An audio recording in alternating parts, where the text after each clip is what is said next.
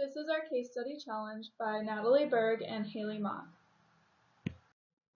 This is our scenario. A horse owner makes a call to the vet. She is complaining that her horse is not performing up to her usual standards. In the past, this horse has always performed very well. It's springtime. The horse is kept outdoors and hay has been fed throughout the winter.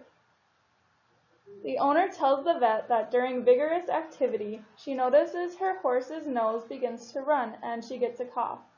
She describes the symptoms as asthma-like. The vet diagnoses her horse with recurrent airway obstruction, also known as heaves in horses.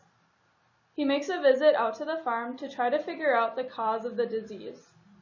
He notices no pollen or dust, which are common causes of the disease. He eventually finds mold in the hay that the owner has been feeding the horse. This is aspergillus mold. You are able to see all the parts drawn out in this illustration.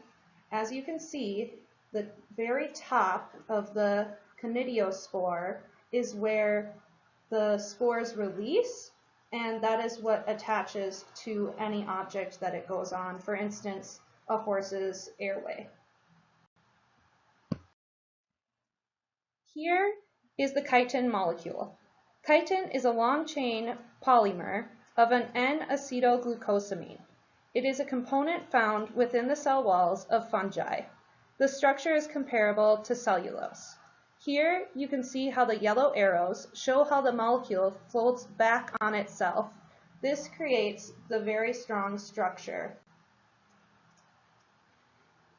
In mammals, there are immune receptors that can recognize the molecule, initiating an immune response. Listed here are some treatment options.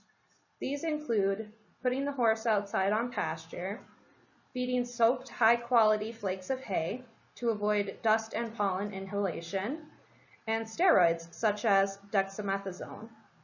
There is also clenbuterol hydrochloride, which the common name is ventipulum syrup, and there is a mask that is similar to an inhaler that goes over the horse's nose. And the last thing is the antihistamines and anti-inflammatories. Unfortunately, though, there is no cure. This is my horse, Epitome's Pleasure. Unfortunately, I lost him this past fall due to complications of heaves.